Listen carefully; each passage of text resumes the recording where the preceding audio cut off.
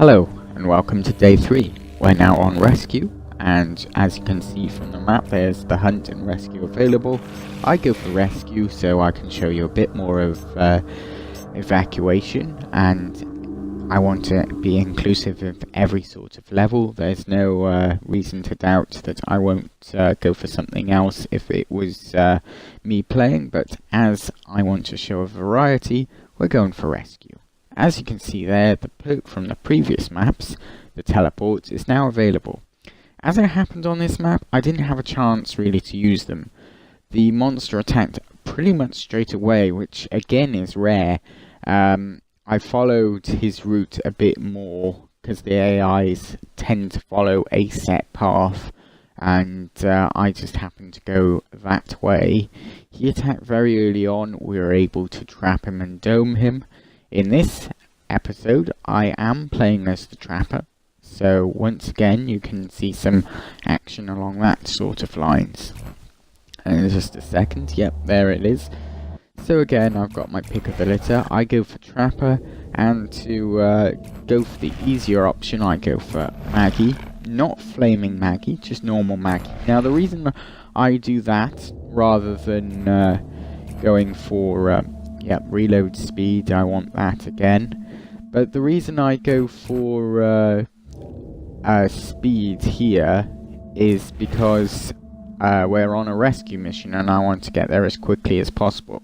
And the reason I go for normal Maggie, not Flaming Maggie, is because I want to show you the advantage of multiple harpoons. Now Flaming Maggie has one harpoon, and yes, it does do damage when you impale them, but certainly against a Goliath, and in this case against a Meteor Goliath, many harpoons are extremely useful. You can plant them ahead or behind the target, and he'll at least get snared on one, if not two. And I have some brilliant harpoons on this one, so I'll show you. But Trapper is mainly consistent of two items: shoot and slow. Jack. Anybody out there? There's a crazy monster here hunting us down. Wish he'd go for the damn Striders first, but he's more interested in us. We're in need of some serious help before it... Oh no! Oh no!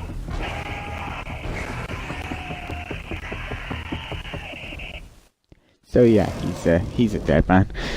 So Jack has the repulsor beam that can keep the monster away. Flaming Maggie has the harpoon and harpoons, and Abe has those status grenades. So it's just basically slowing the monster, and you need to deploy both of them. Whoever's seeing through it, they don't share anything with me. Again, looking around as the doors open. You keep talking about alien monsters from another dimension seeing through your eyeball. People are gonna stop sitting with you at dinner. Thanks.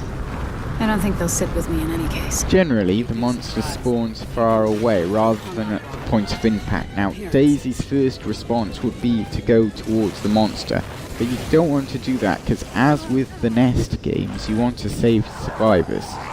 You only need a certain amount of survivors to be saved. I think it's 2, 4, 5, maybe 6. So, as you can see there, that red skull is available. Someone went down there. I'm throwing down traps immediately, just in case. And you can see the monster's health bar. So someone has engaged, and the monster is trying to kill the survivors. Because once he's killed those survivors, you can't resurrect them.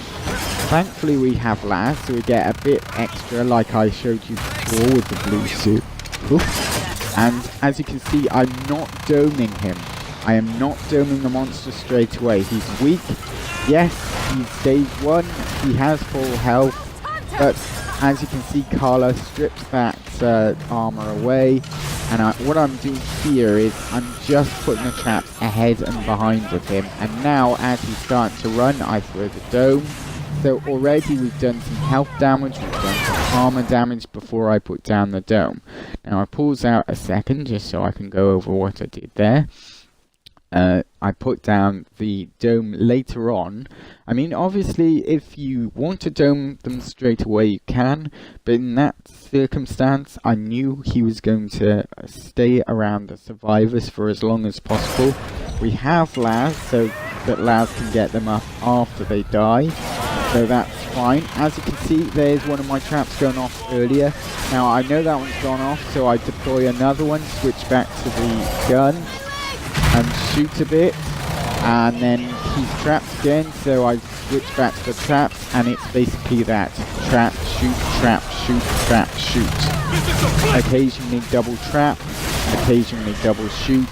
Don't be afraid to change from one weapon to the harpoons and back again halfway through a cartridge, because the great thing about this is you have auto reload for every single thing.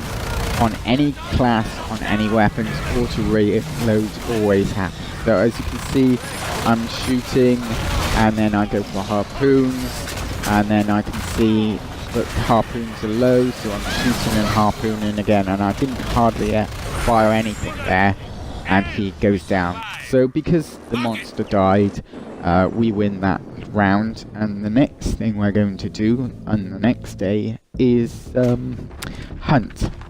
But as you can see, we rescued the colonists, and they're so grateful that they're going to join us on the next hunt. So in the next hunt, we get the additional soldiers helping us out. They just have basic guns, nothing hugely powerful, but there's a lot of them, and they can distract the monster. And I believe on the next video you can see how well they do, and what their buffs include. But as you can see, I save all those colonists, but there's always going to be death. You can't avoid not getting casualties, because the monster's already been there that day and startled the population. As you heard, that first guy died on the radio. So I could go nest, I could go hunt. We've done nest, we've done rescue.